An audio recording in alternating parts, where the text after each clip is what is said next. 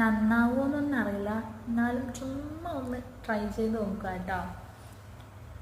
ഓരോരോ വാക്കിലും നീയാണെൻ സംഗീതം,